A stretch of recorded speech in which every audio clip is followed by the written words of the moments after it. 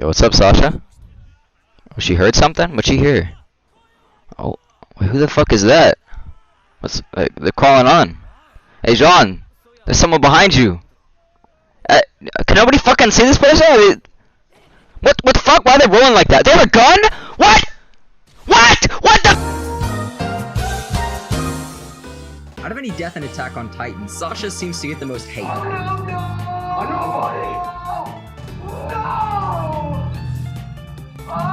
Though this could be chalked up to Sasha's likability as a character, I think it more likely has to do with the lack of build-up it had. There are other characters with abrupt deaths in the show, but no major character had the treatment Sasha did. For example, Erwin and Sasha's death may look the same at a first glance. They're shot the same, have the same pause in music, and look all gloomy. But Erwin's was one we saw coming. After hearing his speech, it only made sense that he would die. Sasha's, on the other hand, came out of nowhere.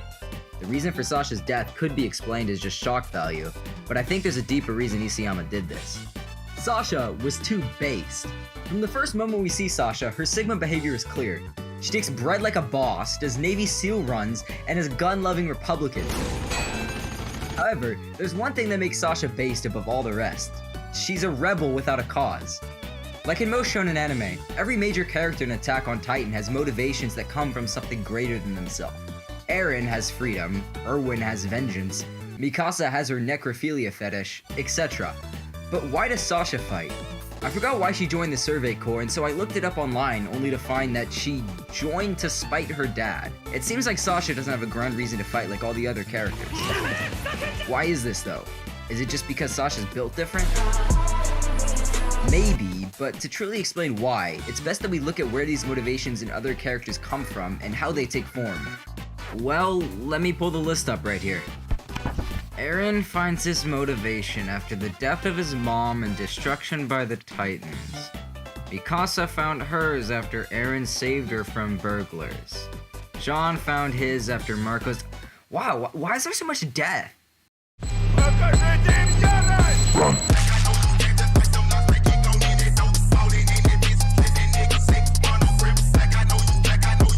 The reason each character fights in Attack on Titan isn't that rosy.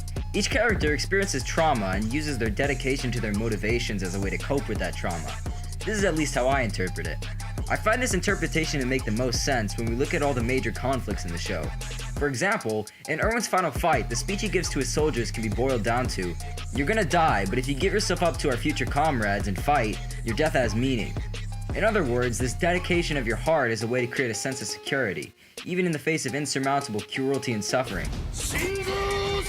This is furthered by the fact that most of the trauma-stricken characters who don't have a grand motivation, like Commander Shadis, who lives pretty selfishly only to be cock-slapped by Erwin, or Olowo, who's so insecure that he cosplays Levi, both end up leading miserable lives until they gain self-transcendence. So then, if Sasha doesn't have grand motivations, that means she didn't experience extreme trauma. This may seem false, seeing as fighting Titans is pretty fucking traumatic, but one, this isn't the same identity-changing trauma that other characters experience. She does not lose her friends or family, dreams or goals. Also, if we look at her general attitude, it seems the Titans don't affect her as much as they do other characters, meaning she's not very traumatized by them. At least not to the point that her identity breaks down. But despite this, Sasha is still kind and heroic. As contradictory as this may seem, I think we'll only find why this is the case by looking more closely at her death. Sasha dies at a point in the show where the conflict between characters' ideals reach a breaking point. Season 4 highlights the point in which the virtuousness of these motivations of self-transcendence can be questioned, and nowhere is this seen clearer than in the relationships of Gabby, the character that ends up killing Sasha. If I lose it all, something big fall, I'll never look away. If I lose it all, lose it all, lose it all. Gabby is a character that seems to be heading up to her own ideological self-transcendence. She's a prideful and skilled child soldier and seems one death away from dedicating her heart to Parody's destruction. And the adults around her, Reiner specifically, understand this. Reiner, being a character who practiced his own ideological self-transcendence, is interesting, because for the first time in the show, we get a character who fought for something greater than himself, but ended up miserable. Reiner felt inadequate due to his father leaving and tried to transcend his trauma by fighting for Marley, and becoming a loved soldier. But we know from his backstory that every word he says about fighting for the pride of Marley or wanting to win the war are simply lies. His fight for something greater than himself left him hollow and more traumatized than he was before. But why? What makes Reiner different? Well, as seen by his famous scene with Eren only a few moments after, nothing. Reiner simply realized his goals are requiring him to kill people he's closest to, and doing so made him realize he didn't actually care about those goals at all. Season 4 is the point at which every character's motivations fall apart and become conflicted. Because to achieve each character's goal requires the sacrifice of something precious. As Armin said early in the show, 人間性をも捨て去ることができる人のことだ。何も捨てることができない人には何も変えることはできないだろう。 as the conflict of the show reaches its climax, this truth becomes noticeably clear. However then, the question as to whether or not these motivations are even worth fighting for begins to bubble up. After shooting Sasha, Gabby's hatred for Parody grows even stronger, but as her arc climaxes in the restaurants, Gabby is given empathy. Despite killing her own daughter, Sasha's father doesn't let hate blind him. He forgives Gabby. And in that moment, the trauma that built up so many other characters into violence stops with Gabby. She realizes the ways in which her ideology has blinded her.